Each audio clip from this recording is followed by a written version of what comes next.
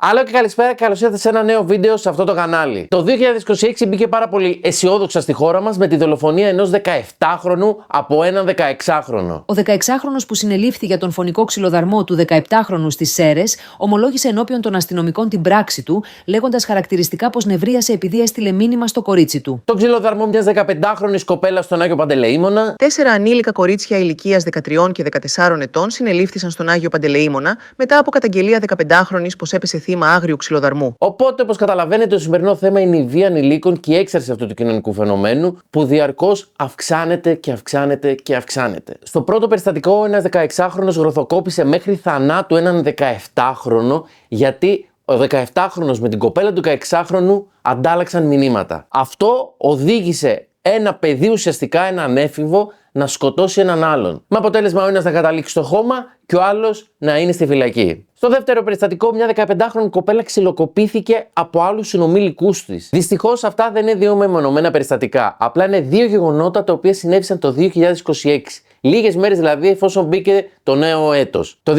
2025 περιστατικά βίας μεταξύ ανηλίκων ήταν πάρα πολλά. Ενδεικτικά, στην Ξάνθη ομάδα νεαρών επιτέθηκε σε 15χρονο με αποτέλεσμα ο 15χρονος να τραυματίζεται σοβαρά και να νοσηλεύεται. Θύμα άγριας επίθεσης έπεσε ένα παιδί 15 ετών στην Ξάνθη. Σύμφωνα με τη μητέρα του, φίλες του μαθητή του έστησαν παγίδα και στη συνέχεια ομάδα ατόμων ξεκίνησαν να το χτυπούν σε κεφάλι και σώμα μέχρι να πέσει κάτω. Αφού δεν μπορούσε πια να σταθεί στα πόδια του και στοριάστηκε στο έδαφος, οι δράστες τον σήκωσαν με τη βία και ξεκίνησαν να το χτυπούν και πάλι. Στο Ηράκλειο Κρήτης, 5 ανήλικοι επιτέθηκαν σε ένα 16χρονο με αφορμή ένα κλεμμένο κράνος. Μια συμμορία ανηλίκων ξυλοκόπησε ένα 16χρονο στη μέση του δρόμου του Ηρακλείου. Αφορμή, όπως φαίνεται, ήταν ένα κλεμμένο κράνος. Στη Θεσσαλονίκη, μια συμμορία επιτέθηκε σε ένα 13χρονο με σίδερα και ξύλα. Είναι σε έξαρση βία των ανηλίκων. Στη Θεσσαλονίκη τώρα, 13χρονος να τον χτυπούν ανελαίητα, να τον χτυπούν με σίδερα, να τον χτυπούν με μπετόβεριες, κυριολεκτικά. Καταλήγει στο νοσοκομείο το παιδί με πάρα πολύ σοβαρά τραύματα. Στη Γλυφάδα, ομάδες ανηλίκων επιτίθονται σε συνομήλικούς τους μέσα και έξω από τα σχολεία. Δύο επιθέσεις με θύματα ανηλίκους. Η πρώτη, μάλιστα, στο προαύλιο γυμνασίου στη Γλυφάδα. Οι δράσεις 15 και 16. Ακριβώς. Και έβγαλαν και μαχαίρι. Ακριβώς. Τα παιδιά λοιπόν ενημερώνουν μέσα στο σχολείο. Μέσα στο σχολείο όλα αυτά εξελίσσονται. Και σαν να μην έφτανε μόνο αυτό. Δεύτερη επίθεση, ληστεία. Στις 11:30 το βράδυ, πάλι στη Γλυφάδα, στο δόδια Αντέχου Παύλου, εκεί 3 17χρονοι ουσιαστικά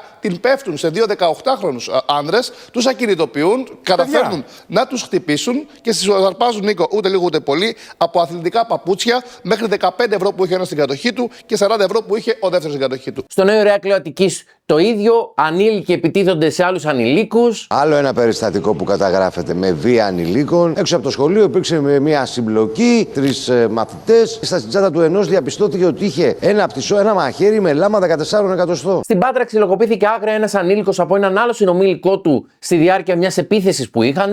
Δεν έχουν τέλος τα περιστατικά αυτά. Αυτή τη φορά έχει σχηματιστεί δικογραφία σε βάρος 5 ανήλικων παιδιών που σε πλατεία της Πάτρας επιτέθηκαν σε έναν 16χρονο, τον γροθοκόπησαν και του προκάλεσαν σωματικές βλάβες με γροθιές και κλωτσιές στο πρόσωπο και όλο το σώμα. Στο Μεσολόγγι, ένας ανήλικος ζήτησε από έναν άλλον ανήλικο να γονατίσει κάτω εξευτελιστικά και να του ζητήσει συγγνώμη. Ο 14χρονος ανάγκασε έναν συνομήλικο του να γονατίσει και να ζητήσει συγγνώμη, ενώ τον χτύπησε και στο πρόσωπο. Την ίδια ώρα, ο 15χρονος φίλος του τραβούσε βίντεο με το κινητό του τηλέφωνο. Και αυτά είναι κάποια από τα γεγονότα τα οποία συνέβησαν το 2025 μεταξύ ανηλίκων. Αντιλαμβανόμαστε δηλαδή ότι τα σκηνικά βία στην Ελλάδα μεταξύ ανηλίκων έχουν εκτοξευθεί δραματικά. Καθημερινά ακούμε και ένα τέτοιο γεγονός. Ξυλοδαρμός από εδώ, εκφοβισμός από εκεί, εξευτελισμός του έναν ανήλικου προς τον άλλον ανήλικο, εκφοβισμός μέσω social media. Διαρκώς ακούμε κάτι μέσα στα σχολεία, εκτός από τα σχολεία,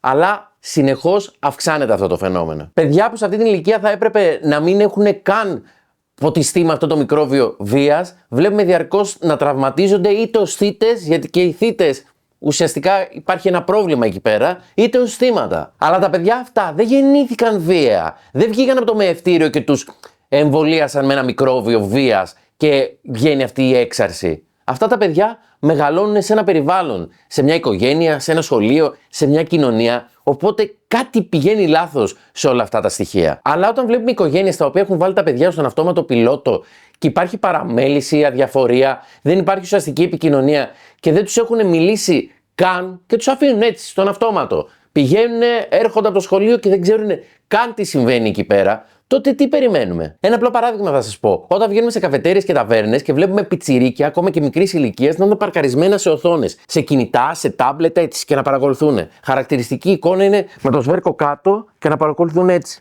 Χαμένα από το περιβάλλον. Και άμα πεις κάτι στους γονείς, λένε δεν είναι μη διαφορετικά. Δεν είναι μη διαφορετικά, γιατί εσύ ουσιαστικά του έχεις δώσει την οθόνη. Το παιδί δεν θα ζήταγε την οθόνη αν εσύ δεν του την έδινες. Όλες οι μεγαλύτερες ηλικίες όπως εγώ, αλλά και μετέπειτα γενιές από μένα, δεν μεγάλωσαν με οθόνες. Δεν γνώριζαν τι πάει να πει οθόνη. Και κάπως οι γονείς έβρισκαν έναν τρόπο τα παιδιά να απασχολούνται και να μην είναι σε μια οθόνη, γιατί δεν υπήρχε η οθόνη. Τους έβρισκαν άλλα δημιουργικά πράγματα να ασχοληθούν. Όπου έρευνες αναφέρουν ότι ένα παιδί 2,5 έως 3 ετών δεν πρέπει να εκτίθεται καν σε οθόνη, όχι να παρακολουθεί τόσο κοντά και σε τόσο μεγάλη συχνότητα, καν να εκτίθεται σε οθόνες. Στο τελευταίο live stream που έκανα στο YouTube, συνάντησα 2 γονείς με ένα κοριτσάκι, οι οποίοι μου έδειξαν μια τσάντα που είχαν με διάφορα δημιουργικά παιχνίδια, έτσι ώστε το παιδάκι να ασχολείται την ώρα που εκείνοι ήταν στον καφέ τους.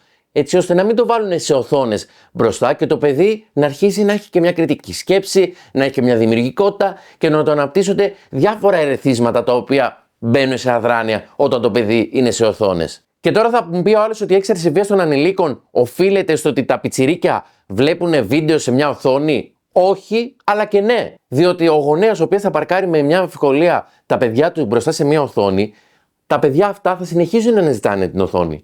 Και μεγαλώνοντας, και κάθε φορά που θα γκρινιάζουν ή θα θέλουν κάτι, θα τα παρκάρουν σε μια οθόνη. Με αποτέλεσμα να μην αναπτύσσεται ουσιαστική επικοινωνία του γονιού με το παιδί. Ένα παιδί το οποίο έχει δεχτεί bullying, ας πούμε, μπορεί καν να μην το πει στο γονέα, γιατί δεν έχει αναπτυχθεί αυτή ο διάβλος επικοινωνίας. Ένας άλλος ο οποίος έχει μέσα του εσωτερικευμένο θυμό και θέλει κάπου να ξεσπάσει, και ο γονέας είναι άφαντος, τίποτα, του έχει όμως μια τηλεορασάρα, έναν υπολογιστή, ένα τάμπλετ και το παρκάρει εκεί πέρα και δεν υπάρχει επικοινωνία, τι θα γίνει? Και αυτό βγαίνουν οι γονείς και λένε: δεν το περίμενα. Δεν είχε δείξει τέτοια δείγματα ο Κωστάκης.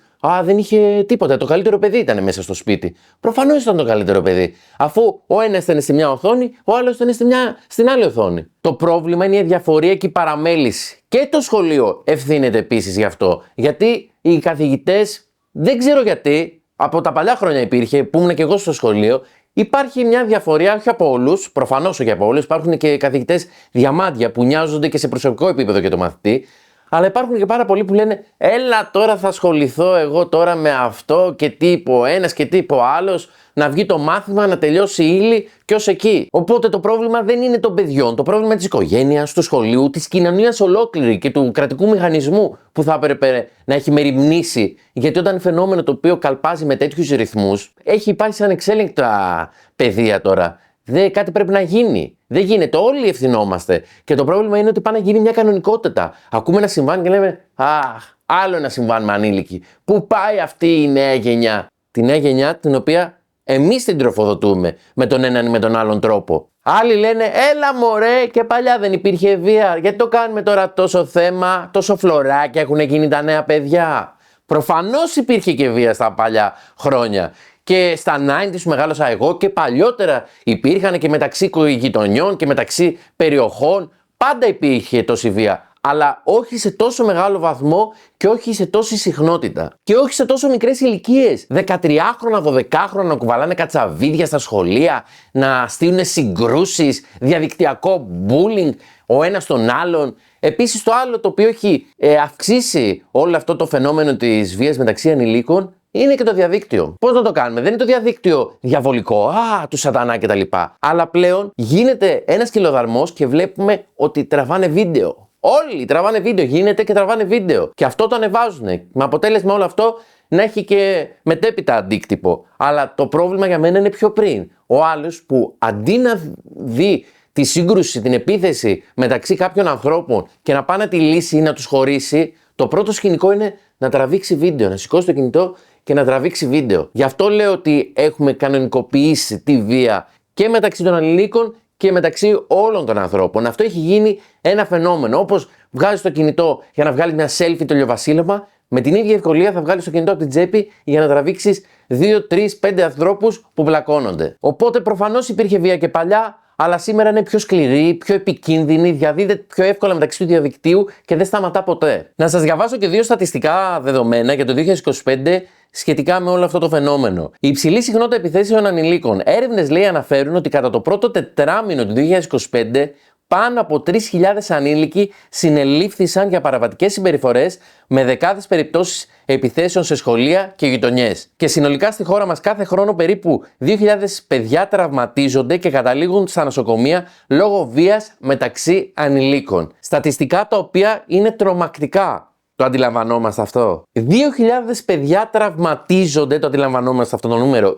2.000 παιδιά τραυματίζονται και καταλήγουν στο νοσοκομείο λόγω βίας μεταξύ ανηλίκων. Όπως είχα πει και σε προηγούμενο βίντεο, μία στιγμή απερισκεψίας αρκεί για να σου κοστίσει σε ολόκληρη τη ζωή σου. Και να αναφέρω επίσης ότι η βία δεν είναι μόνο ξυλοδαρμός, είναι και το bullying, είτε διαζώσεις είτε διαδικτυακά, είναι ο εκφοβισμός, η κοροϊδία, ο εκφοβισμός. Σκεφτείτε ένα παιδί να φοβάται να πάει στο σχολείο ή να μπει στα social media γιατί όλοι τον κοροϊδεύουν, γελούν μαζί του. Αυτό το παιδί δεν χρειάζεται αποκλεισμό, χρειάζεται βοήθεια. Και αυτή τη βοήθεια πρέπει να τη βρει είτε από την οικογένειά του, είτε από το σχολείο, είτε να υπάρχει κάποια κρατική μέριμνα, να τηλεφωνήσει κάπου, να επισκεφθεί κάποιον ειδικό. Γιατί κανένα παιδί δεν πρέπει να φοβάται να είναι ο εαυτός του, να πηγαίνει στο σχολείο, να συναναστρέφεται με άλλους ανθρώπους και καμιά μορφή βίας δεν πρέπει να θεωρείται φυσιολογική. Θα ήθελα να μου γράψετε τη δική σας γνώμη κάτω στα σχόλια και να ξανατονίσω ότι δεν πρέπει να αφήνουμε να κανονικοποιείται η βία σε οποιαδήποτε μορφή της και να γίνεται μέρος καθημερινότητάς μας.